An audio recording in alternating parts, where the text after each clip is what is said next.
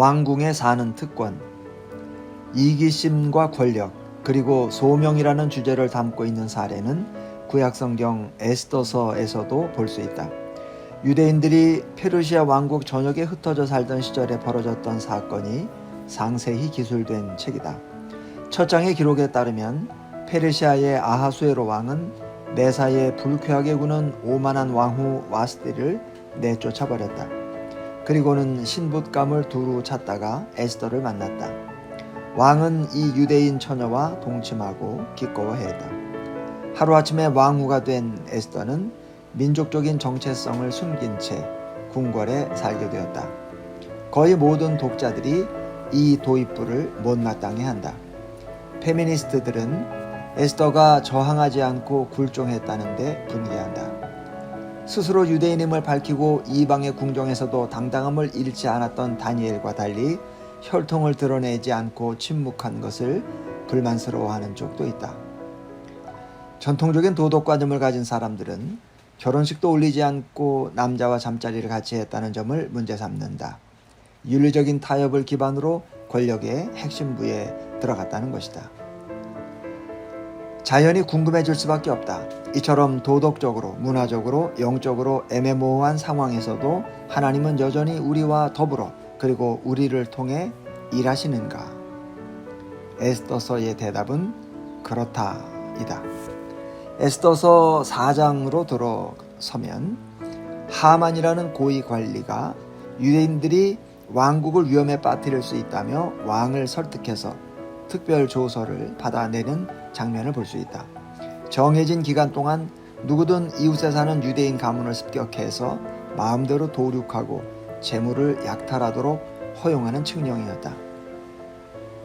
에스더의 친척이자 유대인의 지도자인 모르드게는 궁궐에서 차지하는 지위를 활용해서 절체절명의 위기를 막아야 한다는 뜻을 황후에게 전한다. 엄청난 부탁이었다. 권력과 가까이 있지만 공적인 영역에 미칠 수 있는 영향력이 미미한 크리스천에게 개인적이고 문화적인 자산을 사용해서 사회 질서를 바로잡아달라는 요청이 들어온 것이다. 에스더서 4장 14절에서 모르드게는 말한다. 네가 왕후의 자리를 얻은 것이 이 때를 위함이 아닌지 누가 알겠느냐. 에스더서는 다니엘이나 요셉에 관한 성경의 기록과 비슷한 점이 많다. 셋 다 하나님을 믿는 이스라엘 백성이었다. 저마다 다원주의적이고 주님을 모르는 정치권과 문화권에서 공직을 맡았다. 선지자나 제사장, 장로, 교사는 아무도 없었다. 하나같이 자신이 속한 세속사회에서 최고위 권력층에 진입했으며 하나님의 손에 잡혀 강력하게 쓰임받았다. 영국 성공의 설교가인 딕 루카스가 요셉의 삶을 중심으로 전한 메시지는 에스더의 이야기와 잘 들어맞는다. 루카스는 혹시 교회에 갔다가 테이블에서 하나님이 사용하시는 남성이라든지 주께 쓰임받은 여성 같은 제목이 붙은 책을 본다면 두말할 것도 없이 선교사나 교사, 목회자를 비롯해 영적 사역을 하는 전임자들과 관련된 내용이리라 지레짐작할 것이라고 말한다. 하지만 요셉의 기사에서 볼 수 있는 건 최고의 자리에 오른 공직자의 모습뿐임을 지적한다. 장기적으로는 교사나 선교사가 되거나 성경 공부를 인도하는 편이 여러모로 훨씬 쉽다고 봅니다. 그런 일에는 화려한 후광 같은 게 따릅니다. 게다가 전문 사역자들이 날마다 하는 일들은 회색지대가 상대적으로 적어서 흑백을 가리기가 한결 낫습니다. 하나님이 꼭 목회를 원하시는 게 아니며 법률이나 의료, 경영, 예술 분야의 일을 맡기고 싶어 하신다는 사실을 크리스찬들에게 납득시키는 것이 힘겨울 때가 많습니다. 이것이 오늘을 사는 우리에게 가장 부족한 부분입니다. 라고 그는 말했다. 여기에 딱 들어맞는 예가 있다. 느부갓네살은 예루살렘을 철저히 파괴한 뒤에 유대인들을 포로로 끌어갔다. 성경 역사가 흘러서 한 시점에 이르자 이스라엘 백성들은 고향으로 돌아가는 여정에 오른다. 그리고 망가진 인생과 도성, 그리고 민족을 재건하는 작업에 착수한다. 학자이자 작가인 레이 바키는 독특한 주장을 내놓는다. 하나님은 어떻게 이스라엘 백성들을 회복시켜 고국으로 돌아가게 하셨는지 저마다 다른 입장에서 기록한 3권의 책을 주셔서 얼마나 다양한 사람들을 사용하시는지 한눈에 보여주셨다는 것이다. 우선 에스라서는 목회자 또는 말씀을 가르치는 교사에 관한 책이다. 유대인들은 성경을 익혀서 하나님이 주신 메시지를 토대로 삶의 틀을 다시 잡아야 했다. 두 번째는 느헤미야서로 탁월한 관리 능력을 발휘해서 예루살렘 성벽을 재건하고 안정을 되찾아서 경제활동이나 시민생활이 활발해지도록 이끌었던 도시 설계자요 개발 전문가의 이야기다. 마지막으로 에스더서는 극심한 부정과 맞서는 시민 정부에서 영향력을 행사했던 여인에 대한 기록이다. 남성도 있고 여성도 있다. 평신도도 있고 목회자도 있다.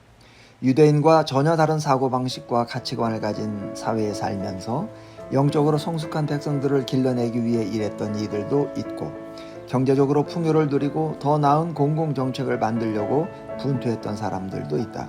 하나님은 이들 모두를 사용하셨다. 에스더와 자신은 다르다고 속단하지 말라. 몇 해 전에 어느 라틴 아메리카 출신 목회자가 에스더서를 본문으로 전한 메시지가 기억난다. 나이 든 교인들은 대부분 이민자들로 재물도 힘도 없었지만 젊은 세대 가운데는 대학을 마치고 전문직을 가진 사람들이 많았다. 설교자는 그 사람들을 향해 실감하지 못할지 모르지만 분명히 왕궁에 살고 있다고 했다.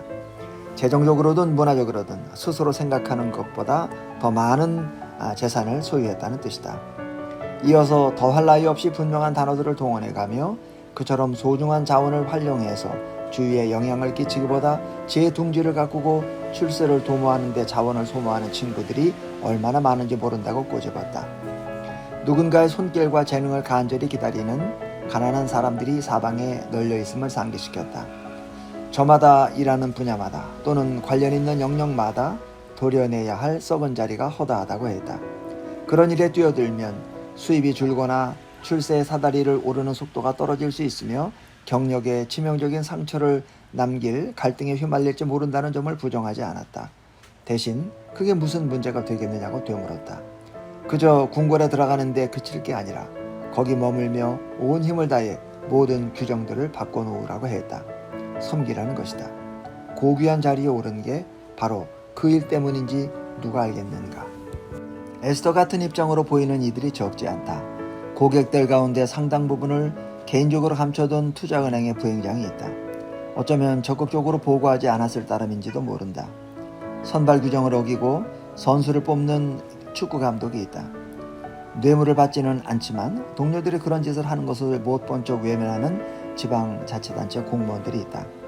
더러 그렇게 타협한 덕에 승진하고 고위직을 차지했지만 탁하고 불투명한 양심을 가진 사람들도 있다.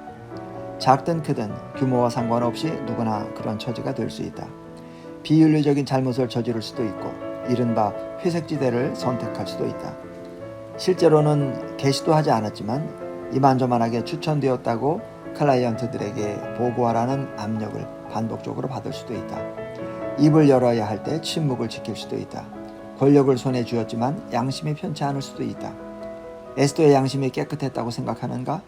처음부터 끝까지 한 점 흠 없이 투명한 양심을 가진 이가 있기는 한가? 아직 늦지 않았다.